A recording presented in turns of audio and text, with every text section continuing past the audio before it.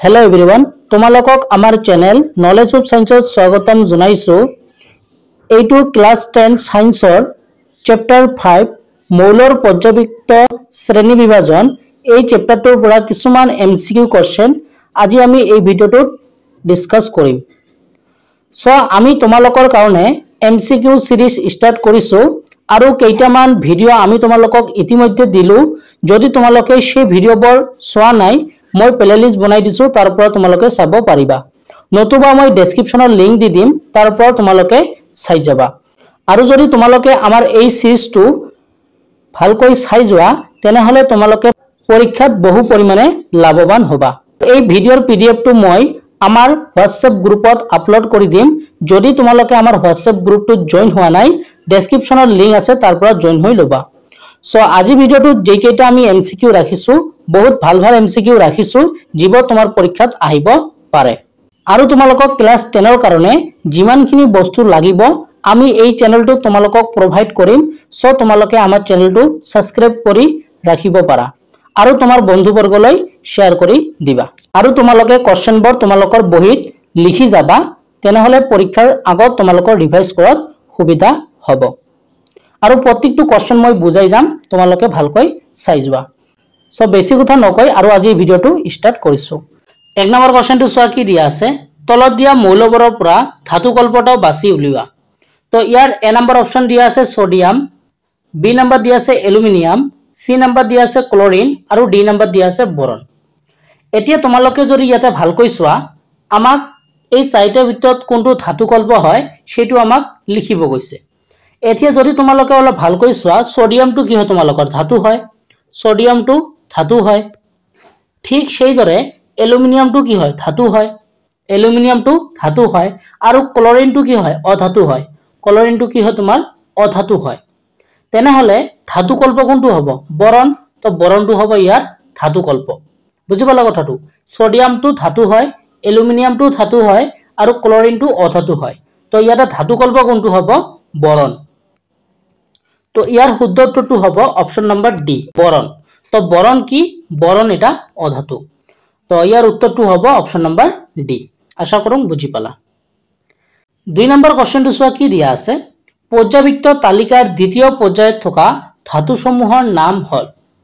তো ইয়াৰ এ number option দিয়া আছে কাৰ্বন, হাইড্ৰোজেন, বি নম্বৰ দিয়া আছে লিথিয়াম, বেৰিলিয়াম, সি নম্বৰ দিয়া আছে জিংক, আৰ্ছেনিক আৰু ডি নম্বৰ দিয়া আছে কেডমিয়াম আৰু ফ্ৰেমিয়াম। তো মনত ৰাখিবা যে পৰ্যায়বৃত্ত তালিকাৰ দ্বিতীয় পৰ্যায়ত থকা ধাতুসমূহৰ নাম কি হয়, লিথিয়াম আৰু বেৰিলিয়াম। অপচন নম্বৰ বি হ'ব ইয়াৰ শুদ্ধ উত্তৰ। তো পৰ্যায়বৃত্ত তালিকাৰ দ্বিতীয় পৰ্যায়ত থকা ধাতুসমূহৰ নাম কি, লিথিয়াম আৰু বেৰিলিয়াম। অপচন নম্বৰ বি হ'ব ইয়াৰ শুদ্ধ উত্তৰ। নেক্সট কোৱেশ্চন চোৱা, মেণ্ডেলিভৰ পৰ্যায়বৃত্ত তালিকা ব্যৱহাৰ কৰি নিৰ্ণয় কৰা কে মৌলৰ অক্সাইডৰ সংকেত লিখা।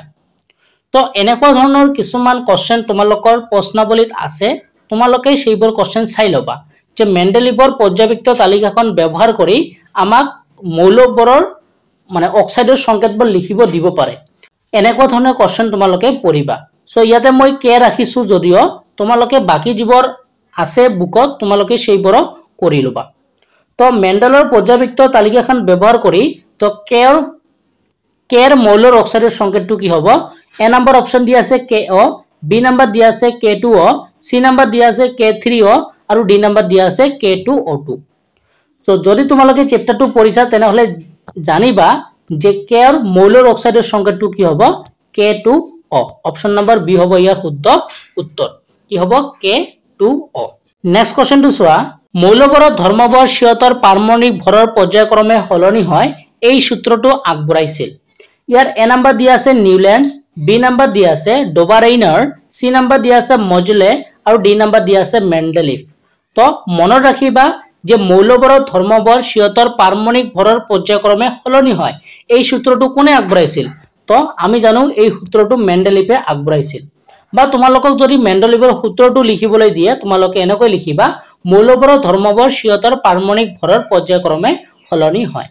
তো এই সূত্ৰটো কোনে আগবঢ়াইছিল, মেণ্ডেলিভে আগবঢ়াইছিল। নেক্সট 5 নম্বৰ কোৱেশ্চনটো চোৱা কি দিয়া আছে, মৌলবোৰৰ ধৰ্মবোৰ সিহঁতৰ পাৰমাণৱিক ভৰৰ, এইটো ভৰৰ হ'ব হা, এইটো ভ উঠি আছে, এইটো কি হ'ব ভৰৰ হ'ব হা এটো মনত ৰাখিবা ভ পেট কাটাৰ আৰু পেট কাটাৰ হ'ব এটো তোমালোকে কাৰেকচন কৰি লবা মৌলবৰ ধৰ্মবৰ সিয়তৰ পাৰমাণিক ভৰৰ পৰ্যায়ক্ৰমে হলনি হয় এই সূত্ৰটোক বোলা হয় আগত আমি পঢ়িলো যে এই সূত্ৰটো কোনে আগবঢ়াইছিল মেন্ডেলিফে এতিয়া এই কোশ্চেনটো অলপ ব্লেক কৈ সুধিছে যে এই সূত্ৰটো কি বুলি কোৱা হয় তো এ নম্বৰ অপচন দিয়া আছে নিউল্যান্ডছৰ অষ্টক সূত্ৰ বি নম্বৰ দিয়া আছে ডোবাইলিনাৰ ট্ৰাইড সি নম্বৰ দিয়া আছে মেন্ডেলৰ পৰ্যায়বৃত্ত সূত্ৰ আৰু ডি নম্বৰ দিয়া আছে আধুনিক পৰ্যায়বৃত্ত সূত্ৰ তো ইয়াৰ উত্তৰটো কি হ'ব মেন্ডেলৰ পৰ্যায়বৃত্ত সূত্ৰ যেহেতু মেন্ডেলে আগবঢ়াইছিল তো সূত্ৰটো কাৰ হ'ব মেন্ডেলিভৰ পৰ্যায়বৃত্ত সূত্ৰ জাস্ট অলপ চেঞ্জ কৰি কোশ্চেনটো দিয়া হৈছে তো ইয়াৰ উত্তৰটো হ'ব অপচন নম্বৰ সি নেক্সট কোশ্চেনটো চোৱা নেক্সট কোশ্চেনটো দিয়া আছে আধুনিক পৰ্যায়বৃত্ত তালিকাত থকা পৰ্যায় আৰু বৰ্গৰ সংখ্যা ক্ৰমে যে আধুনিক পৰ্যায়বৃত্ত তালিকাত পৰ্যায় আৰু বৰ্গৰ সংখ্যা কিমান এটো আমাক লিখিব কৈছে তো মনত ৰাখিবা আধুনিক পৰ্যায়বৃত্ত তালিকাত পৰ্যায় আৰু বৰ্গৰ সংখ্যা হল 7 আৰু 8 মানে পৰ্যায় সংখ্যা হৈছে 7 আৰু বৰ্গৰ সংখ্যা হৈছে 18 বুজি পালা তো মনত ৰাখিবা আধুনিক পৰ্যায়বৃত্ত তালিকাত পৰ্যায় সংখ্যা হৈছে 7 আৰু বৰ্গৰ সংখ্যা হৈছে 8 তো ইয়াৰ উত্তৰটো কি হ'ব অপচন নম্বৰ সি নেক্সট 7 নম্বৰ কোশ্চেন চোৱা মেন্ডেলিভৰ তালিকাত থকা পৰ্যায় আৰু বৰ্গৰ সংখ্যা ক্ৰমে তোমালোকে আগত কোশ্চেনটো ভালকৈ পঢ়িবা আগৰটোত আছিল আধুনিক পৰ্যায়বৃত্ত তালিকা আৰু এইটোত কি আছে মেন্ডেলিভৰ তালিকাত থকা পৰ্যায় আৰু বৰ্গৰ সংখ্যা ক্ৰমে তো মেন্ডেলৰ পৰ্যায়বৃত্ত তালিকাত পৰ্যায় আৰু বৰ্গৰ সংখ্যা কিমান তো এ নম্বৰ অপচন দিয়া আছে 7,8 বি নম্বৰ দিয়া আছে 18,7 সি নম্বৰ দিয়া আছে 8,5 এটো কমা হ'ব লাগিছিল আৰু ডি নম্বৰ দিয়া আছে 6,8 তো ইয়াৰ উত্তৰটো কি হ'ব 6,8 মানে মেন্ডেলিভৰ পৰ্যায়বৃত্ত তালিকাত পৰ্যায়ৰ সংখ্যা হৈছে 6 আৰু বৰ্গৰ সংখ্যা হৈছে 8 আশা কৰোঁ তোমালোকে বুজি পালা নেক্সট কোশ্চেনটো চোৱা কি দিয়া আছে তলৰ কণ্ট এটা ডোবাইলিনাৰ ট্ৰাইড তো ইয়াৰ ভিতৰত তোমালোকৰ কণ্ট ডোবাইলিনাৰ ট্ৰাইড এই চাৰিটাৰ ভিতৰত কণ্ট তোমাৰ ডোবাইলিনাৰৰ ট্ৰাইড তো ইয়াৰ উত্তৰটো কি হ'ব অপচন নম্বৰ ডি ক্লোৰিন ব্ৰমিন আৰু আয়োডিন এইটো হল ডোবাইলিনাৰৰ ট্ৰাইড তো মনত ৰাখিবা ক্লোৰিন ব্ৰমিন আৰু আয়োডিন এইটো কি এটা ডোবাইলিনাৰৰ ট্ৰাইড তো ইয়াৰ উত্তৰটো কি হ'ব অপচন নম্বৰ ডি নেক্সট কোশ্চেনটো চোৱা কি দিয়া আছে মৌলবৰ ধৰ্মবৰ সিয়তৰ পাৰমাণবিক সংখ্যাৰ পৰ্যায়ক্ৰমে হলনি হয় এই সূত্ৰটোক বোলা হয় তো আগৰ কোশ্চেন এটাত আমি কেনেকুৱা পঢ়িলো যে মৌলবৰ ধৰ্মবৰ সিয়তৰ পাৰমাণবিক যাৰ সংখ্যাৰ জাগাত কি আছিল ভৰ আছিল ভৰৰ পৰ্যায়ক্ৰমে হলনি হয় সেই সূত্ৰটোক আমি কি বুলি কৈছিলো মেন্ডেলিভৰ পৰ্যায়বৃত্ত সূত্ৰ এটো অলপ আগতে আমি কৰি আহিলো কিন্তু ইয়াতে কি কৰিছে যেটো ভৰ আছে সেই ভৰটো চেঞ্জ কৰি ইয়াতে দিছে সংখ্যাৰ যে মৌলবৰ ধৰ্মবৰ সিয়তৰ পাৰমাণবিক সংখ্যাৰ পৰ্যায়ক্ৰমে হলনি হয় এই সূত্ৰটোক বোলা হয় সো তোমালোকে কনফিউজ নহবা যদি তোমালোকক ভৰ দিয়ে তেনেহলে তোমালোকে লিখিবা মেন্ডেলিভৰ পৰ্যায়বৃত্ত সূত্ৰ আৰু যদি তোমালোকক সংখ্যা দিয়ে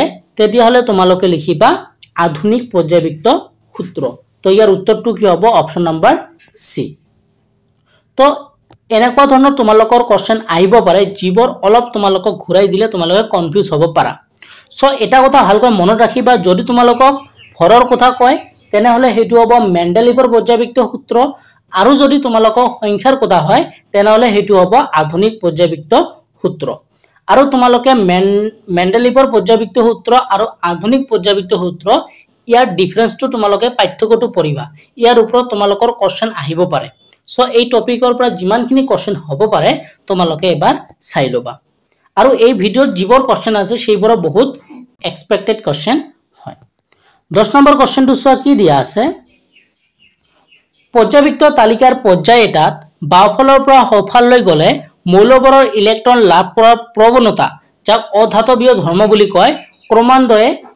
ক্ৰমান্বয়ে এ নম্বৰ অপচন দিয়া আছে কমে বি নম্বৰ দিয়া আছে বাৰে সি নম্বৰ দিয়া আছে একে থাকে আৰু ডি নম্বৰ দিয়া আছে অপৰৰ এটাও নহয় পৰ্যায়বৃত্ত তালিকা এটাত বাওফালৰ পৰা সোঁফাললৈ গলে মৌলবৰৰ ইলেক্ট্ৰন লাভ কৰাৰ যেটো প্ৰৱণতা সেই প্ৰৱণতাটো কি হয় বাঢ়ি যায় তো ইয়াৰ উত্তৰটো কি হ'ব অপচন নম্বৰ বি হ'ব ইয়াৰ শুদ্ধ উত্তৰ কি হয় বাঢ়ে তাৰ পিছৰ কোৱেশ্চনটো চোৱা কি দিয়া আছে 11 নম্বৰটো চোৱা আধুনিক পৰ্যাবৃত্ত তালিকাৰ বৰ্গ এটাত ওপৰৰ পৰা তললৈ আহিলে মৌলবোৰৰ যোজ্যতা এ নাম্বাৰ দিয়া আছে কমে বি নাম্বাৰ দিয়া আছে বাৰে সি নাম্বাৰ দিয়া আছে একে থাকে আৰু ডি নাম্বাৰ দিয়া আছে ওপৰৰ এটাও নহয় তো আধুনিক পৰ্যাবৃত্ত তালিকাৰ বৰ্গ এটাত যদি ওপৰৰ পৰা তললৈ আহে তেনেহলে মৌলবোৰৰ যোজ্যতা কি হয় একে থাকে অপচন নাম্বাৰ সি হ'ব ইয়াৰ শুদ্ধ উত্তৰ আশা কৰোঁ আজি ভিডিঅ'ত যেকেইটা তোমালোকক এমসিকিউ কৰালো তোমালোকে ভিডিঅ'টো চাই ভাল পালা আশা কৰোঁ তোমালোকে আমাৰ এমসিকিউ সিৰিজ